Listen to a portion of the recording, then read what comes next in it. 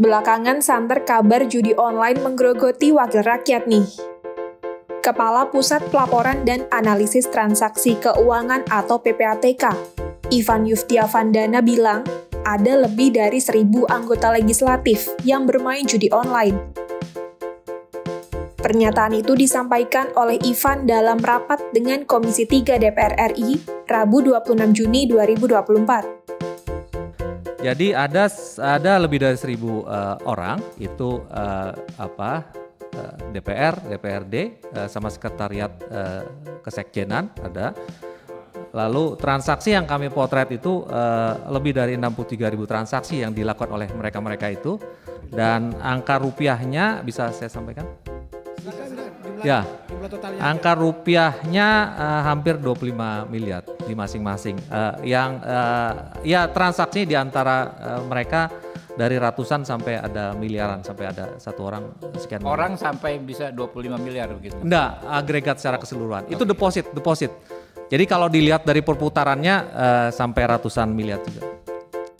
Hal itu Ivan sampaikan guna merespons pertanyaan Wakil Ketua Komisi 3 DPR, Habibur Rahman, yang ingin mengonfirmasi adanya aliran dana judi online yang melibatkan anggota DPR. Habibur Rahman pun kemudian menyebut akan mengusulkan pemanggilan PPATK dalam rapat MKD berikutnya untuk membahas data anggota DPR dan DPRD yang namanya terlibat dalam judi online. Lalu terkait sanksi yang akan diberikan, Habibur Rahman menjelaskan kalau hal itu bergantung pada sejauh mana pelanggaran yang dilakukan oleh masing-masing anggota legislatif. Sementara itu, anggota Komisi DPR RI fraksi PKS, Nasir Jamil, merasa PPATK tidak adil apabila yang dibongkar hanya pihak-pihak dari legislatif saja. Ia mendesak PPATK juga membongkar nama-nama dari lembaga eksekutif dan yudikatif yang bermain judi online. Pimpinan, tidak adil rasanya kalau hanya legislatif aja yang disampaikan. Eksekutif, yudikatif juga perlu disampaikan, ya kan?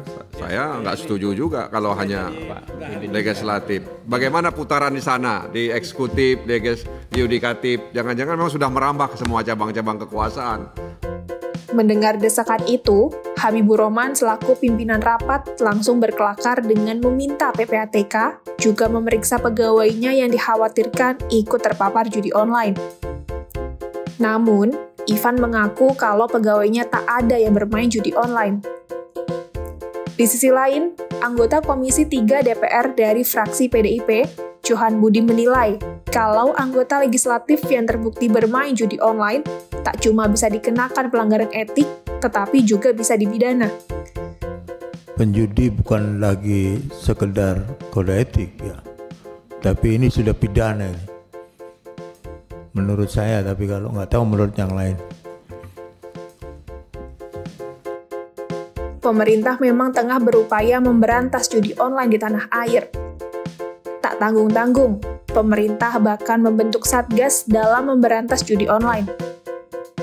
Sebelumnya, Menko Polhukam Hadi Cahyanto bilang, jumlah korban judi online di Indonesia yang sudah dipetakan mencapai 2,37 juta penduduk. Judi online lantas dinilai telah mengancam semua golongan, tak terkecuali wakil rakyat.